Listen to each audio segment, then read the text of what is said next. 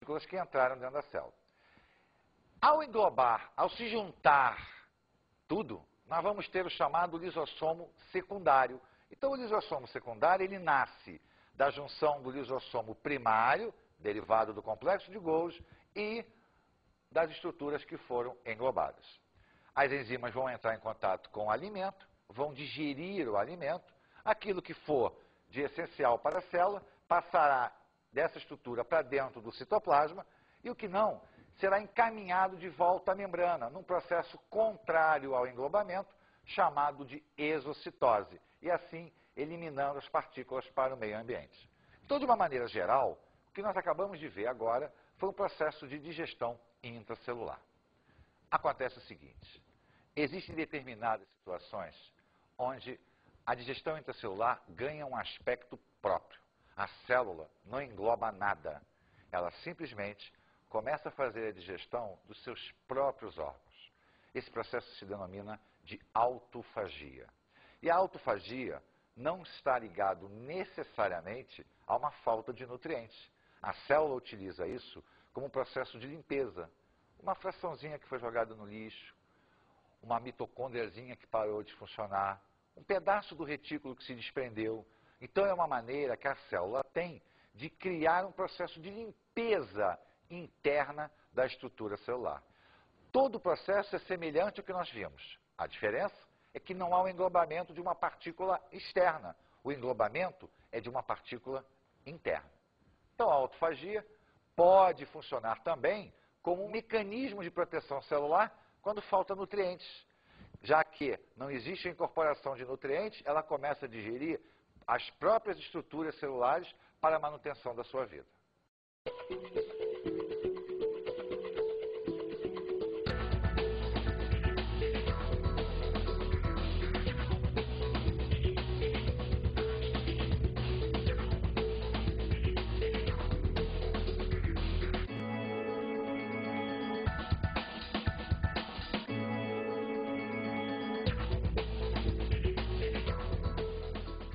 A autofagia não é só uma maneira de limpar a célula, ela também é uma maneira de rejuvenescer a célula. Vamos pensar numa célula cerebral, pensa no neurônio. O neurônio é considerado como uma célula permanente. Ele se desenvolve durante todo o nosso processo embrionário, se forma, e a partir daí a renovação neuronial basicamente não existe. Essa célula é incapaz de se reproduzir, mas ela não é incapaz de se manter limpa. Na realidade, todas as estruturas internas do neurônio são trocadas, à exceção para os genes. Os genes permanecerão os mesmos até o final dos dias dessa célula.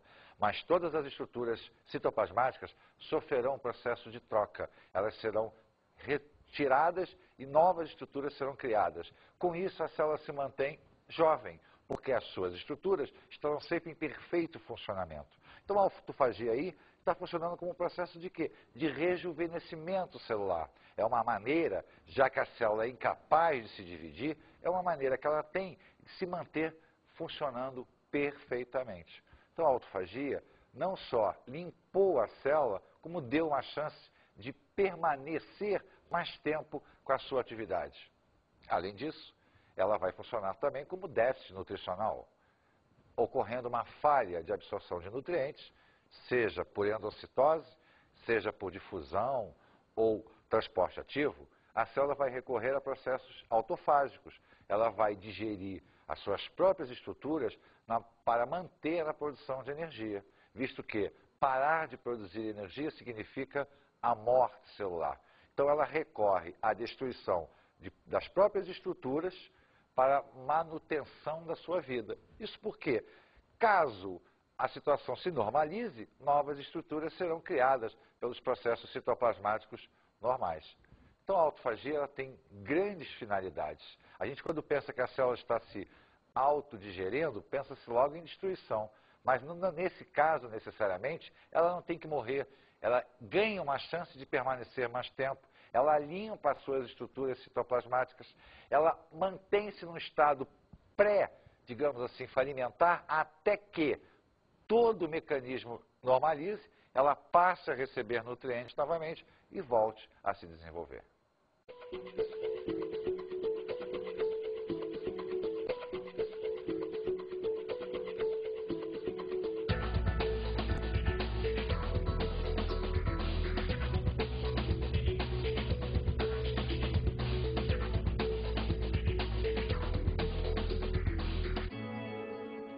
Mas existe um outro processo que a natureza criou com a finalidade de permitir a grande transformação do mundo animal, que é a metamorfose.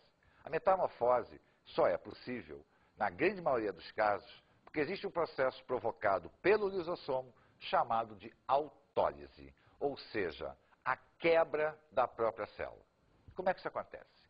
A membrana protetora do lisossomo se desmonta e todas as enzimas que estavam no seu interior se espalham pelo citoplasma. Como elas são enzimas muito poderosas, elas digerem a célula como um todo, matando a célula e, consequentemente, fazendo com que ela desapareça. Esse processo, por exemplo, é aquele que faz com que a cauda de um girino suma durante o processo de metamorfose do girino para o sapo, a rã, a perereca, ou seja, para qualquer anfíbio.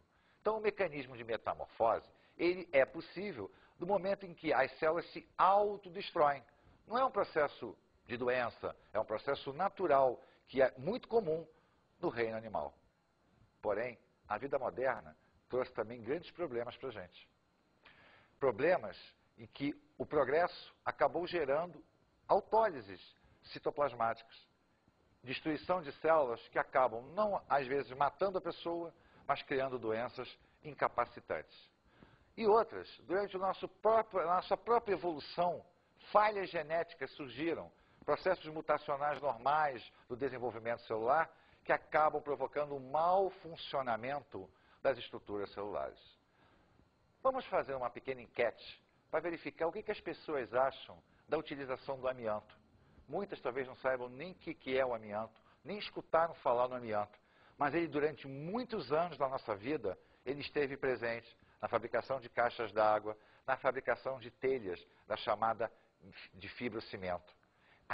Aquele pozinho do amianto, que o simples passar da mão libera, aquilo se tornou um veneno poderosíssimo para a incapacitação não só dos trabalhadores da indústria, como também das pessoas que lidavam com isso no seu dia a dia. Vamos observar a enquete.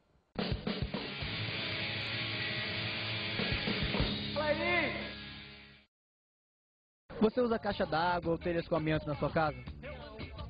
Não uso, não. Por que você não usa?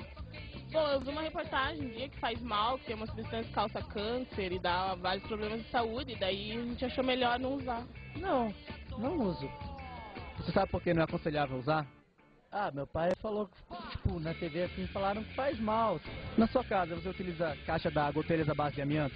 Não. Não. Você sabia que o amianto ele é prejudicial à saúde? Sim. Bom, eu sei dizer que ele causa câncer e alguns outros problemas, mas como isso é uma medida antiga e nós atualizamos nossa caixa de água e tal, não tem esse tipo de produto na nossa caixa de água.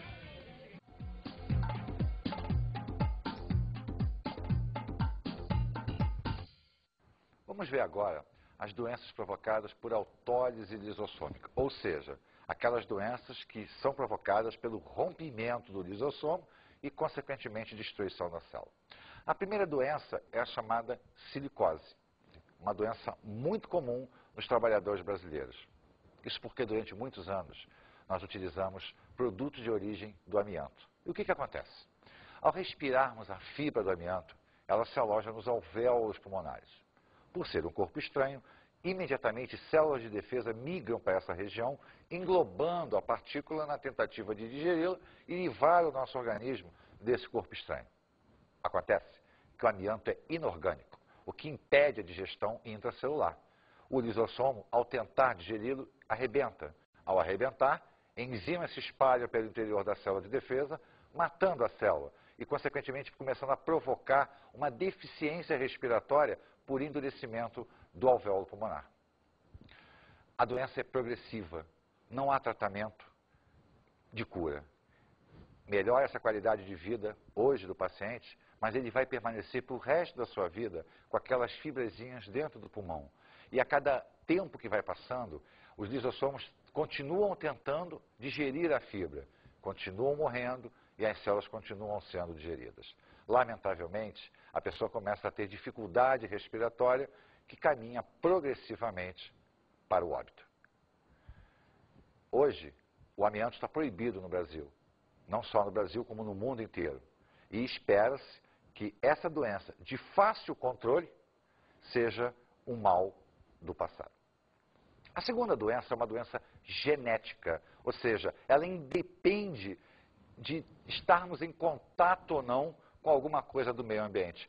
É uma falha durante o processo de desenvolvimento embrionário. Essa doença denomina-se doença de Tay-Sachs. O Tay-Sachs é uma falha enzimática, quer dizer, há uma falha genética que automaticamente produz uma falha enzimática, onde as enzimas lisossômicas funcionam de maneira descontrolada. A membrana lisossômica não é capaz de manter a enzima dentro do lisossomo, o que provoca a destruição. Só que isso acontece normalmente durante o período de desenvolvimento embrionário. A criança, então, acaba sofrendo de retardamento mental e físico, o que faz com que, na maioria dos casos, ela não atinja até a adolescência. Então, observe, vimos duas doenças de origem lisossômica, doenças originárias do processo de autólise. Uma devido ao meio ambiente, a outra a processos mutacionais. Não importa, qualquer uma das duas são graves, porque a autólise, quando não é fisiológica, ela é uma situação extremamente grave para a estrutura celular. Vamos escutar agora o depoimento de um médico pneumologista. O que ele pode nos dizer a respeito da silicose, a gravidade dessa doença, a incidência dela no Brasil, se existe algum estudo estatístico a respeito desta doença feito pelo Ministério da Saúde. O pneumologista é o médico mais indicado para explicar todo o processo orgânico que acontece pela ingestão respiratória das fibras de amianto. Nós já vimos, né? Vai provocar insuficiência respiratória, vai provocar dificuldade da troca gasosa entre o alvéolo pulmonar e a corrente sanguínea por endurecimento alveolar provocado pela destruição das nossas células de defesa dentro do alvéolo. A silicose é considerada a mais importante, a mais frequente das pneumoconioses. Pneumoconiose é um capítulo da pneumologia que diz respeito às doenças ocupacionais, doenças profissionais. E ela está relacionada